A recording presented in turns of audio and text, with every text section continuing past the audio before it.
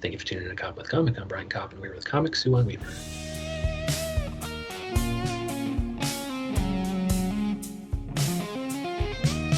Suwon Weaver, how the hell are you? I'm doing great. Nice to Good.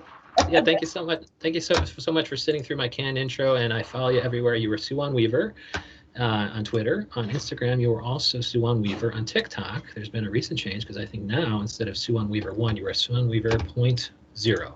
Right, point So, out. yeah, but now she got a link tree so she can you can kind of keep track of her there. Real quick, tell us what you got. I mean, you got the Hot Medusa comedy show. When's the next show? Who are the big names you got? So my next show is going to be January 28th. It's a Friday night. The headliner is Denise Stewart. She's awesome. She's a wonderful comic from Oxnard, and we're doing this at the Dow Comedy Studio, which is on Western. And so there's lots of free parking, and it's going to be on the patio too, which is very nice, heated patio outside. Oh, you used the keyword heated. I liked patio until I remembered it was January. Yeah, what's the temperature out there? Out here it's 20 degrees. It's pretty chilly. Oh, I mean, 20 degrees. Okay, I can't I mean, I'm in Los Angeles, so once it gets down around 60, we start putting our very puffy jackets on and make fashion statements everywhere we go. So what is it, 60? I was about to say double it to 40, but no, I have to triple it to 60. You got 60 degrees right now? Well, yeah, it's not that bad. It's not 60. It's like 65, 70. Right, but I am from LA, so for us that's like, oh, chilly. We better bring our plants in. And so, how are you booking the Hot Medusa comedy show? Like, how do you get to be a headliner on that? How do you get to be on the show? I mean, do they have to take you out for coffee or tea, or what do they got to do? Right, that's so nice. I like people to submit, like normal ways. Just submit and then send me a little video, and then also, of course, I want to book people I like that are cool, that I like people to come and support the show. So generally I'll have 8 or 9 comics on, which is it's a pretty full lineup, right? But how much time do they get? It depends. Like usually between 7 to 10 minutes. I mean, I'm doing a headliner set for like 15 minutes, Okay. But I still try to pay people a small amount, even if they get on the show. Even if they do 7 minutes, I still want to pay them a little bit if I can, I hate to like pay people and lose money, but I've done that too. And and then I give the headliner a little bit more. So because you're thinking of the future. You're thinking of the future when that the first comic to go up ends up being so famous that he or she or they are the last comic on the lineup. Yes, the headliner. You got to think. Yeah, you got to think of the future, right? Yeah, and then what? Some people like they might not be very well known or have like a big following or anything, but sometimes they're hilarious. Yes. So I just like to give people a chance, and especially we're all starting out somewhere.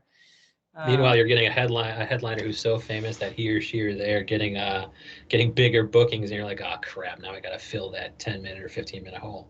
Yeah, exactly. I can fill it up with 2 funny 7.5-minuters. God forbid. Yeah, I've had some really good headliners. Like even when I was doing it on Zoom, during the pandemic. I mean, we're still in the pandemic, but the beginning of the lockdown, I had Gina Brion on the show. I had Jackie Fabulous. I had like Jackie Cation and Laurie Kilmartin, they headlined. I mean, I have had super good headliners, and I've pretty much kept that going. I think pretty. You're well. you're giving yourself a good slot, I hope.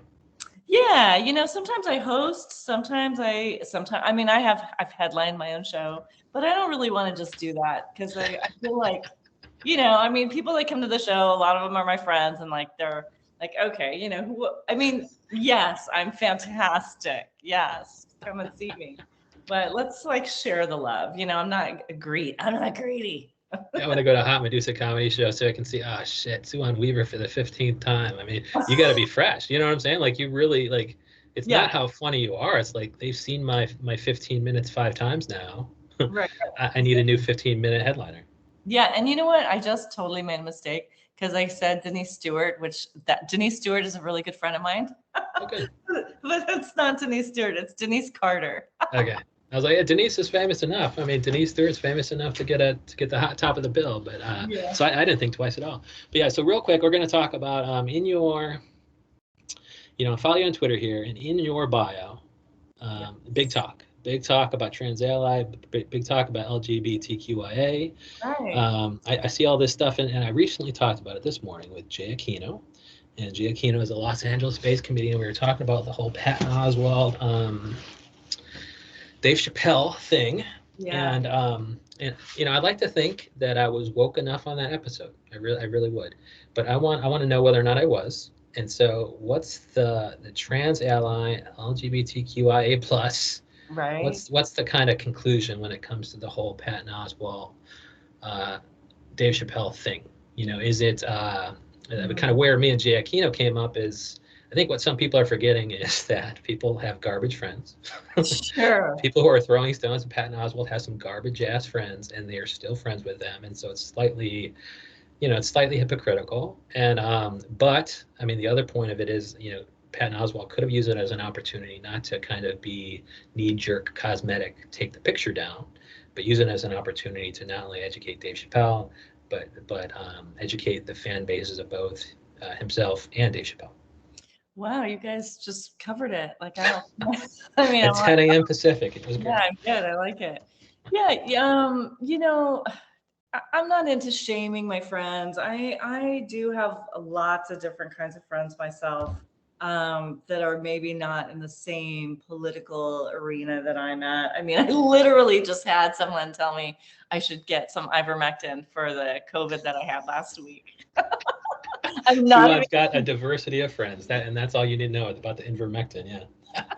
Oh my Lord! With all seriousness, they told you that. Literally, no, he sent me a picture like, hey, this is what you need to get. It knocks it right out. Like, not even like a sense of humor about it. It was like, and I was like, what the hell are you talking about? I just saw it on Rogan. It's true.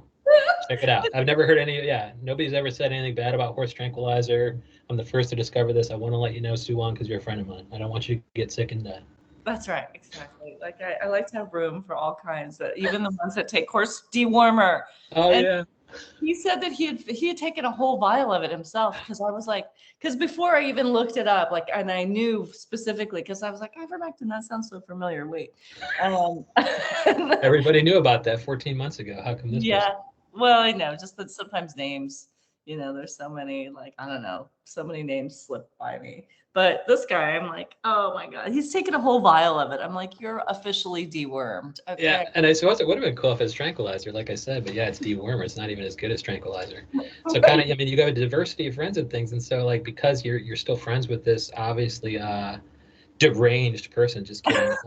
Totally. Should we, or does being Patton Oswalt kind of necessarily mean that you got to be careful of who you're taking pictures with, period? No, you know what? I don't know. I do feel like we've gone very militant sometimes with,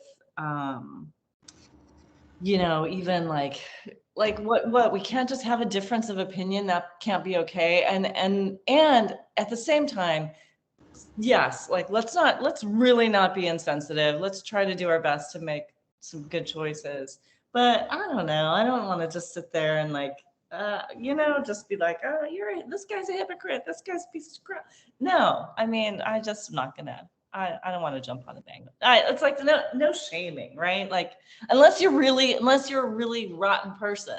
And Yeah. I mean, And is somebody a necessarily garbage person because they're because they have shitty opinions? And it was even, and I think going to the core of the controversy, which is a slightly related topic, which is the whole, when you see Dave Chappelle, first of all, like I came into Dave Chappelle late, like meaning Kevin Hart was on my Mount Rushmore of comedy before I saw Dave Chappelle, and then I saw Dave Chappelle and I was like, this is the most low energy comedian I've ever heard in my life. He's not right. making me laugh. He's presenting as thoughtful, and then he came Right. out with the whole, oh, I know trans people, I know gay people. They're all in this car. They're all in a car together, and everybody kicks. Like he was just really, oh, because I know this person, I can paint the entire spectrum of sexuality and gender presentation and gender identity and all that stuff. I can paint it with a broad brush because I've established that I know a couple trans people. Well, yeah, like it's like, oh, I have black friends. Like, Yeah, that didn't stop him from like being woke on racism, 20 years ago or whatever. Yeah, like why didn't he get the lesson that he kind of taught early on, that knowing one is not knowing all? Yeah, and you know what? Here's what I think is interesting about Dave Chappelle is like, why are you so obsessed with talking about it? You know, like to me, that is very interesting. Like, you really want to talk about it because he really goes deep, you know? Like, So what do you think it is? You think like there's some attraction and some shame about attraction to honestly, trans people? there must be because like you don't like you know what, straight guys that I'm friends with, I mean, sure, sometimes they have like an opinion or something that they will just spit out, but they're not really going deep on Sue, let's talk about this. I bought Invermectin. Let's talk about trans people right now. You know, like they're not bringing it up with every conversation. That's funny. right, like really every time, like every special, like you know, it's been a few, and so it's very interesting to me like how like if someone would be I don't know, should we say obsessed? Maybe. Well, I mean, like, what else is on your mind? Like, why are you so going deep on the community here? Like on I the love that. But and I guess that brings up the larger question, which is applicable to your act, I guess, which is, okay, he probably is doing that because he had such blowback and thus attention from the last thing he said. So he's like, well, now I can talk about it. And if I keep getting blowback and attention, I'll keep doing it because, of course, then that will make people stream my special. But so I guess when you get a positive reaction to certain material you're doing, any type of subject matter, and if it's sexuality, if it's gender, if it's gender identity or gender presentation, whatever, Mhm. do you feel like you have to make your act about that? Like, do you feel like, oh shit, my A material is all the sexuality stuff. I need to Uh, just kind of go with it, or you're like, I really owe it to my act and owe it to my audience to kind of make sure that there's A material on something else. well, I mean, you know, I don't feel like we owe anybody anything, and you know, especially as comedians, do we owe people stuff? I'm not sure. Right. I I, mean, but it's like, yeah. So I mean, I guess that brings up the question. It's like, let's say your hardcore audience is there to see you. I mean, of course, they're going to Hot Medusa comedy show, right? They're going on the 28th. They see your headliner there, and they're yeah. like, oh, I saw 15 minutes from Suwon Weaver last time. I had some sexuality stuff in it. I really am coming here because I want to hear that sexuality stuff, and you leave it out. Right. Yeah, you're right. You're right. Well, I mean, And I yes. don't know that you dwell on sexuality in your act. I just see this stuff in your bio, but yeah, that was just an example I was giving. Yeah, that's a good example. Okay, so no, I like what you're saying. I mean, no, it makes sense because sure, we do get known kind of for something, something like things that we're talking about. I mean, I know that if I do bits on my mom, then for sure people are like, we want more of your mom, you know, because they hear like they hear it, they feel it, you know, you could you and definitely like my mom, but you know, I don't do stuff on my mom every time just because if I don't want to, I don't. But Dude. I mean, the reason why that stuff is so great. I mean, Joe Coy does it. He's yeah, got a great voice for his mom. Rachel Steen, something or other. The one, oh man, she was on stand-ups. What was her name? Rachel something Steen. Feinstein. Rachel Feinstein has a wonderful mother voice that I just look forward to every time. And even Dylan Adler, comedian out in New York City, he's got a killer mother thing too, and I just want everything to be. But then I see, oh, he just did this thing where he's really gay and he's talking about loving football and he doesn't know anything about it, and I think that's hilarious. Like, so it's yeah. almost you have to explore new stuff to find out that, oh, my audience also loves this other thing that I do, and kind of because your mom material takes off. Yeah. Do you kind of challenge yourself by seeing what else will take off and what else has taken off when you've tried that? Oh, thanks. Yeah. Yeah, I definitely like to explore other things because I feel like my mom is kind of like a little, I don't know, silver bullet. Is that the right? Like, you know what? I get all my metaphors completely wrong. So I could be saying the completely wrong thing. Um, but yeah, I like to explore new things. You know, I definitely don't want to just sit on the same stuff all the time, even though sure, if I'm doing really short sets, which that's where I'm at right now with my comedy career, is if I'm doing 10-minute sets, then I do want to do kind of like some of the A material, unless we're just kind of in a, you know, dive bar show. And then maybe I do want to, then I'll have the opportunity to explore and do something that I normally wouldn't even want to talk about, or I don't know, you know, just have a little more fun and be wild. Because I mean, if you have a voice for your mom, I would think that even then going into, I don't know, more adventurous material, meaning non-mom material that you know is not a silver bullet, like you can still call back by saying anything in the mom's voice, right? Yeah, If you get yes. them laugh, and do you have a mom voice then? Oh yeah, my mom Okay. is like, my mom's like this little 90-year-old Korean lady, not well, yeah, almost 90. And she's like, oh, Swan, I don't like when people do tattoo. And so she is like, I can't stand it. You have tattoos like a gangster. It's just she's just yeah, she just is very opinionated about so many things. Lovely, lovely lady. I And mean, it just gives you an opportunity to call back to it, right? Like, so I mean, you really have a just the routine, like, is just okay. Mention your mom up top. Get into whatever the hell you want, because then your mom can chime in. Like, if you're ever slowing down, you can that's just do a sentence as your mom, and you'll get them back, because they're probably hungering for it anyway, right? Like the minute Joe Coy gets into his mom, it's like, it's I want him to stay in his mom for the rest of his set, or Rachel Ford. that's true. Oh my So, God. so You that's know what? cool. Sometimes I worry about doing too much of my mom. Like I don't want to just lean on it that much. Yeah. But you're right. It's almost like it's like just a little callback to it makes people kind of feel warm and fuzzy, I guess. All the fellow comedians are going to be resentful that you have this silver bullet throughout your set. It's like, man, whenever Suwon Weaver gets in trouble, she's got the whole callback thing. I can't believe she's got the cheat code. She found the cheat code. Yeah, yeah, yeah. That's So, true. so like, what else have you been finding? Like, the Black Asian ancestry, I think. I mean, Yeah. you been doing stuff with that, and is that as successful as the mom stuff? Yeah, I think it is because people don't expect to hear that that my dad is black, and my dad passed for being white, and he had very light skin. So that's going great, and it's fun for me to talk about because it's so unexpected, and because my parents are so much older. My dad passed away a few years ago. He was 97. So You got some good genes, huh? yeah, knock on wood. 97 and 80 something. That's amazing. You're gonna live forever. The Yeah, first person to live to 150 is Suwon Weaver. I've met her. yep, I gotta just dip in that fountain of youth and keep that skin tight. I don't know how And, you and, do and that, you, you put a voice on for her. Do you put a voice on for your dad? but I do a voice for my dad, but it feels weird for me to do it because Yeah.